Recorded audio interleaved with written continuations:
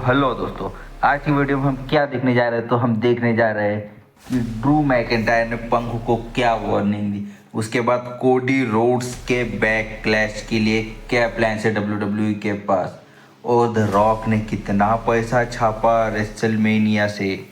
तो फिर शुरू करते। तो सबसे पहले हमारी खबर है कि WWE के पास कोडी रोड्स के लिए बैकलैश के लिए क्या प्लान है। हाल ही में रेसलमेनिया का शानदार तरीके से WWE ने ऐड किया, या कह सकते हैं कि रेसलमेनिया शानदार तरीके से ख़त्म हो चुके। लेकिन उसके बाद क्या, तो रेसलमेनिया में कोडी रोड्स ने रोमन रेंस को हराया, और अब ट्रिपल एच ने उनके ऑफिशियल एक्स अकाउंट पे कोडी रोड्स और बैक क्लैश का पोस्टर किया है। ट्रिपल एच ने हाल ही में 4 मई को फ्रांस में होने जा रहे अगले प्रीमियम लाइव इवेंट बैकलैश को एक्स पर प्रमोट किया। साथ ही उन्होंने इस इवेंट से जुड़े ऑफिशियल पोस्टर को भी जारी किया। तो कोडी रोड्स का नेक्स्ट चैलेंजर कौन हो सकता है, तो नेक्स्ट चैलेंजर हो सकते हैं सोलो सिकोवा या फिर ब्लड लाइन का कोई मेंबर, जैसे कि जे उसो या जिमी उसो। मेरे ख्याल से जिमी उसो, क्योंकि जे उसो तो मंडे नाइट रॉ पे, तो वो कैसे हो सकते हैं, और उनका तो कोडी रोड्स के साथ अच्छा दोस्ताना है। तो आप मुझे कमेंट करके बताइए जे उसो या जिमी उसो, मैं क्योंकि उन दोनों में कंफ्यूज हूँ। हाल ही में डब्ल्यूडब्ल्यू ने खबर देते हुए खुलासा किया कि एका बोना का 54 साल की उम्र में निधन हो चुका है। तो आप भी मुझसे पूछेंगे कि एका बोना कौन। एका बोना अमेरिका में जन्मे पर जापानी प्रोफेशनल रेसलर सुमो रेसलर थे। उनका आपने कई बार बिग शो के साथ एक सुमो रेसलिंग वाले इवेंट्स या सुमो रेसलिंग वाले मैच भी देखे होंगे डब्ल्यूडब्ल्यू में।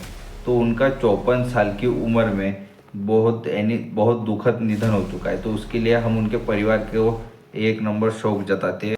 तो हमारी अगली न्यूज़ है कि WWE रेसलमेनिया में कोडी रोड्स के खिलाफ हार का सामना करना पड़ा रोमन रेंस को।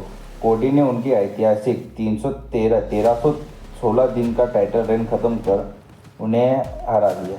पॉल हेमन ने ट्राइबल चीफ को लेकर एक बहुत ही बोल्ड मैसेज दिया। रेसलमेनिया एक्सेल के नाइट 2 में रोमन रेंस ने अपनी undisputed universal championship Cody Rhodes के खिलाफ डिफेंड की। इस मैच में काफ़ी बवाल देखने को मिला। जॉन सीना, अंडरटेकर ने भी मुकाबले में सरप्राइज एंट्री की। अंत में कोडी रोड ने जीत हासिल कर अनडिस्प्यूटेड चैंपियनशिप जीती। लेकिन इंस्टाग्राम पर पॉल हेमन ने एक खास संदेश भेजा। उन्होंने दावा किया कि रोमन रेंस इस जनरेशन के सबसे महान चैंपियन थे, है और रहेंगे। खबरों के मुताबिक रेसलमेनिया एक्सेल के बाद रोमन रेंस कुछ समय के लिए ब्रेक पे जा चुके हैं, और उन्हें ब्रेक लेना भी चाहिए, क्योंकि उन्होंने इतने सालों से कंपनी को अपनी बैक पे कैरी किया है। और अभी कोडी रोड्स की बारी है कि वो कंपनी को किस तरह आगे लेके जाएंगे, ये फैंस को भी पता चलेगा और डब्ल्यूडब्ल्यू के मैनेजमेंट को भी। रेसलमेनिया के एक्सेल के बाद पैट मैकेबी के शो पे रोमन रेंस नजर आए थे, बाद नहीं पहले, पर वहाँ पर उन्होंने पॉल हेमन की जम के तारीफ की, और उन्होंने कहा कि वो पॉल हेमन की काफ़ी ज़्यादा रिस्पेक्ट करते हैं। ड्रू मैकिंटायर ने पंख के खिलाफ एक बहुत बड़ी धमकी जारी की है। स्कॉटिश वॉरियर ने रेसलमेनिया में सेथ के खिलाफ वर्ल्ड हेवीवेट चैंपियन मैच लड़ा। इस मुकाबले में मैच के दौरान सीएम पंक कमेंट्री टेबल का हिस्सा थे। ड्रू ने यह मैच जीतकर वर्ल्ड हेवीवेट चैंपियन बनने के बाद पंक को छेड़ा या उकसाया। इससे गुस्सा होकर पंक ने ड्रू पर ज़बरदस्त हमला किया, और इस चीज़ का फायदा डेमियन प्रीस्ट ने उठाया। इसके बाद डेमियन प्रीस्ट ने एंट्री की और अपना money in the bank cash in किया और नए वर्ल्ड हेवीवेट चैंपियन बन गए। इसके बाद ड्रू मैकिंटायर का रेसलमेनिया मोमेंट खराब हो चुका है। तो इसके बाद ड्रू मैकिंटायर ने अपने इंस्टाग्राम अकाउंट पर मैसेज किया कि मैं सीएम पंक को मेरा पल खराब करने के लिए कभी माफ़ नहीं करूँगा। और उसके बाद मंडे नाइट रॉ में भी सीएम पंक ने ड्रू मैकिंटायर के मैच में इंटरफेयर किया, जब वो वर्ल्ड हेवीवेट टाइटल के लिए नंबर 1 कंटेंडर फेटल 4-वे मैच लड़ रहे थे, और उन्हें वो मैच भी कॉस्ट कराया, और उन्हें जे उसो के खिलाफ हार का सामना करना पड़ चुका है। अब हमें इस चीज़ का तो 100% अंदेशा है कि Drew McIntyre versus CM Punk की फ्यूड बहुत जल्दी देखने को मिलने वाली है। हमारी नेक्स्ट खबर है कि रॉक ने कितना पैसा छापा रेसलमेनिया एक्सेल से।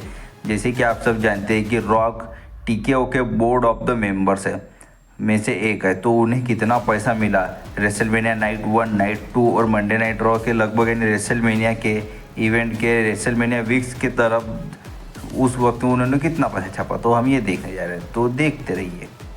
तो रॉक ने रेसलमेनिया वीकेंड के दौरान, या फिर हम कहें पूरे टोटल 3-3.5 महीने रेसलमेनिया के जब से उन्होंने रिटर्न किया था रोमन रेंस के खिलाफ मैच लड़ने के लिए, लेकिन फैंस की वजह से वो मैच हमें देखने के लिए मिला कोडी वर्सेस रोमन के लिए।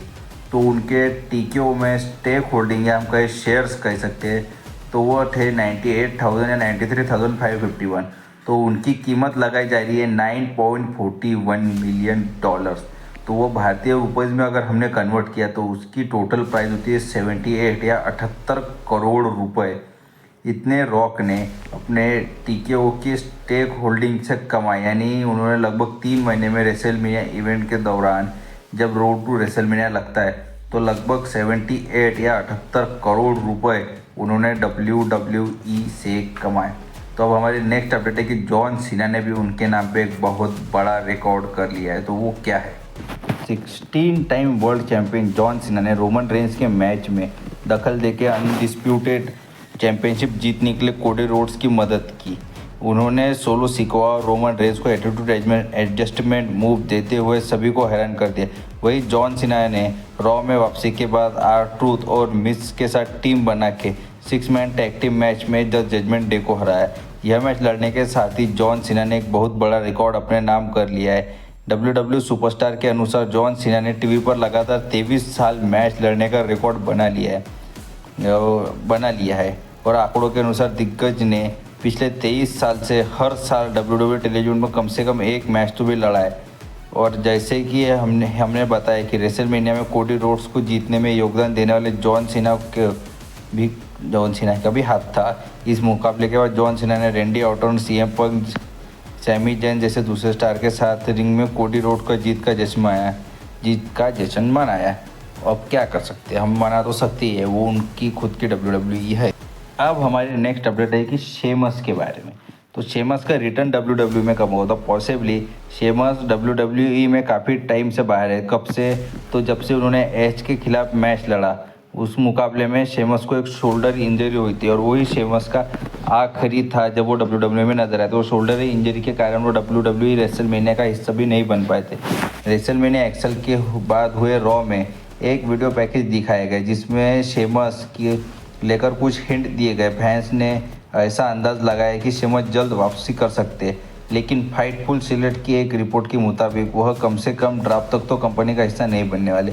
इस रिपोर्ट के अनुसार वह कम से कम अगले हफ्ते तक वापसी नहीं करेंगे। बताया ये भी वजह है कि शेमस को ड्राफ्ट का हिस्सा समझा जा रहा है। शेमस चोटिल होने से पहले ब्रॉलिंग ब्रूट्स नाम के यानी फैक्शन का हिस्सा थे या लीडर थे, ये भी कह सकते हैं।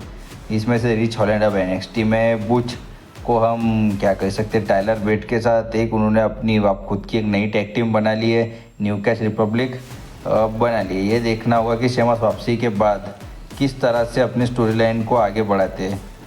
तो हमारी नेक्स्ट अपडेट है CM पंक के बारे में। तो CM पंक ने पिछले साल AEW को छोड़ दिया था। क्यों? तो जेरी पंक या हम कह सकते हैं जंगल बॉय के उनके बीच हाथापाई हुई थी। इसके बाद ही CM पंक ने AEW को क्विट कर दिया था। AEW के इस हफ्ते डायनामाइट के एपिसोड में विवादित वीडियो या हम कह सकते हैं कंट्रोवर्शियल वीडियो जारी किया गया है जिसमें CM पंक का अनोखा रूप हमें देखने को मिला है। इस वीडियो को लेकर सोशल मीडिया पर काफ़ी ज़्यादा केओस मच चुका है। इसके बाद इस हफ्ते के डायनामाइट के एपिसोड में भी यह देखा गया है कि इस सेगमेंट के दौरान FTR को भी धमकी देते हुए दिखाई दिए। यही नहीं कि यहाँ यंग बक्स का भी सेगमेंट है। यंग बक्स का कहना था कि CM पंक ने हमें जान से मारने की कोशिश की, लेकिन वीडियो में साफ तौर पे दिखाया जा चुका है कि CM पंक ने सिर्फ उन्हें धक्का दिया और कुछ तो उनके साथ हुआ था, क्योंकि वो सिर्फ वीडियो क्लिप है, हमें उसमें ऑडियो कुछ सुनने नहीं आ रहा है। और जिस तरह CM पंक भी पहले बता चुके हैं कि उन्होंने सिर्फ जंगल बॉय को ये बताने की कोशिश की थी कि भाई तू ठीक से परफॉर्म कर, उसके ऊपर वो भड़क गए। तो दोस्तों, अगर आपको मेरा वीडियो पसंद आएगा तो वीडियो लाइक कीजिए।